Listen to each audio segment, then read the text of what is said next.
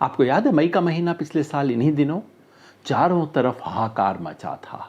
Oxygen मिल नहीं रही थी, शमशान घाट में चिताएं बुझ नहीं रही थी, गंगा में लाशें तैर रही थीं। लेकिन सरकारी आंकड़े एक दूसरी कहानी बता रहे थे। जून के महीने में सरकार ने कहा कि पहली और दूसरी वेव में मिला के 4.25 लाख डेथ भी नहीं हुई। ऐसे में एक डेटा जर्नलिस्ट एस रुक्मणी ने आंध्र प्रदेश और मध्य प्रदेश का जो सरकारी मौत का रजिस्टर होता है उसके आंकड़े सार्वजनिक कर दिए, जिससे पता लग रहा था कि इन दो राज्यों में सिर्फ एक महीने में कोई 2.5 लाख एडिशनल मौत हुई हैं।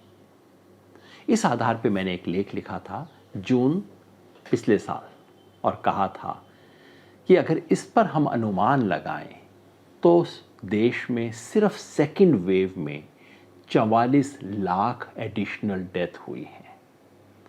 और कहा था कि जब पूरा सच देश के सामने आएगा, आंकड़े आएंगे, तो पता लगेगा कि स्थिति इससे भी बदतर हो सकती है।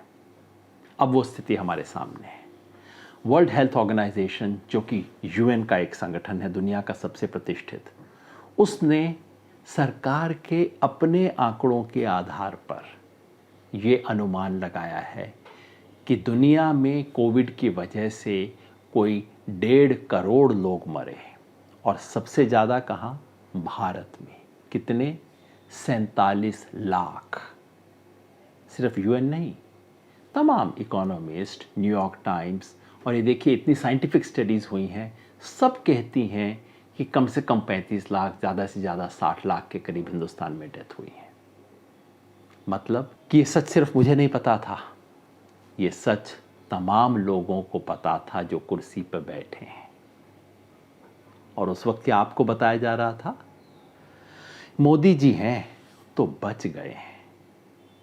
अब पलट के पूछना चाहिए ना कि वो कौन था जो सच पे पर्दा डाल रहा था? वो कौन है जो आज भी सच पे पर्दा डाल रहा है?